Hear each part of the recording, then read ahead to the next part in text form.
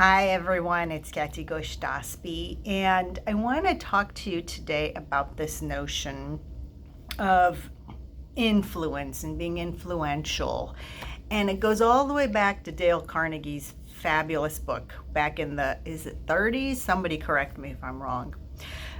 How to Win Friends and Influence People. And I think the term influential has become misused again in society, just like the term personal brand got misused and hijacked by everybody and their brother who was trying to profit off of it.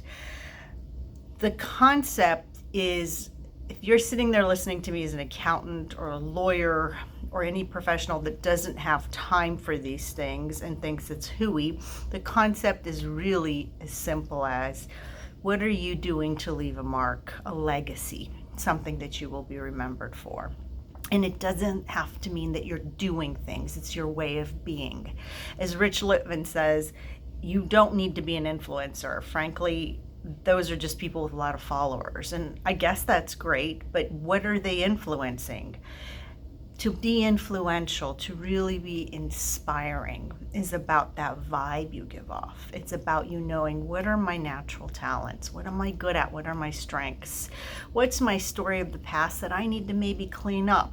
Look for signs and symbols. If you, for instance, this just came across my desk, if you have trouble apologizing or owning your stuff, and it's not natural or easy for you when something is your responsibility and maybe didn't happen. People forget, we're all human. Errors happen, there's so much going on. But if you can't even take ownership and you have to pass it on to somebody else and say, well, you didn't do X, Y, and Z, I'm not even asking for an apology, just an acknowledgement, then maybe that's stuff you have to clean up. And once you clean that up, you're inspiring. You leave a legacy for your children, for your colleagues, for those clients you serve. And that's where the momentum comes from, around being influential in a good way and making friends and living a powerful existence off of your brand. So all of that leads to well-being. People are healthier when they know who they are. They know their blocks. They've cleaned up their story, as uncomfortable as that is. And yes, it is uncomfortable, but to grow and to transform requires discomfort at a high level.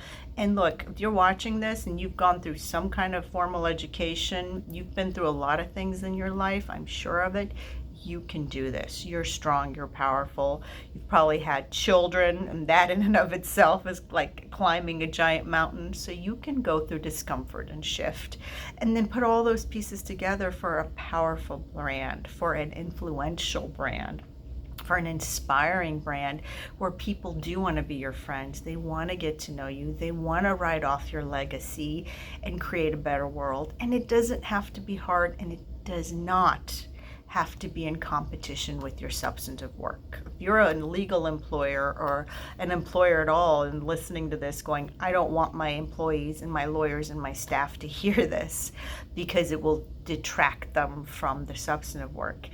I appreciate that, and nothing is further from the truth. This will just add to that ability for them to be fabulous. So hopefully some of this made sense. Hopefully it's stuck. If you'd like to talk more about the art of truly being influential, making friends, being at ease with yourself, and growing your business and your practice, doing the substantive work, and having harmony in your personal life, it is possible, I promise you.